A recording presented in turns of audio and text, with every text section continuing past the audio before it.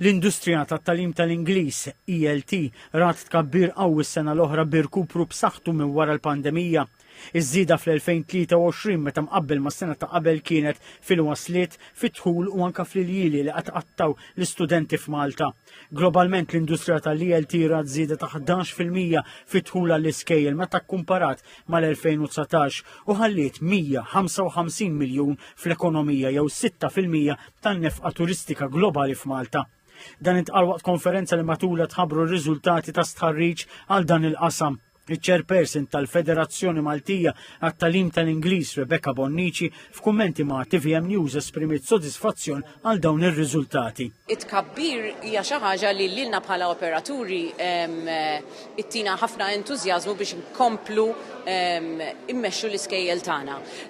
Fil-waqt li aħna ma wasalniex fin-numri pre-pandemic, illum ħankunu qed nuru kif in-numri huma ikbar minn dawk li kellna il-sena li għaddiet. Mhux tal-li hekk biss imma anke tal-li l-vjaġġ tal-istudent qed jitwal. Bonnici qalet li dan it-tkabbir iżda ġab miegħu wkoll numru ta' sfidi. Aktar ħaġa li bħalissa qed insibu problema hija insibu n-nies bil-kwalifiki biżżejjed biex ikunu jistgħu jgħallmu fil-klassijiet tagħna. Hemm nuqqas kbir ta' host families tramite id-data li tuna il-Malta Tourism Authority li huwa l-licensing body tal-host families.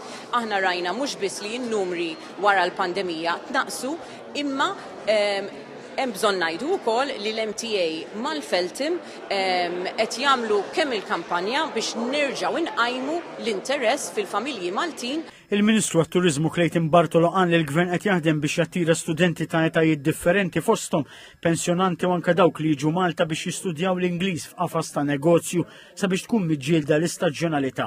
U qal li l-Gvern irid tinħoloq esperjenza ta' kwalità lill-istudenti u qal ukoll li hemm bżonn li Malta tkabbar in-niċċa ta' Executive English sabiex jiġu attirati studenti b'infiq akbar.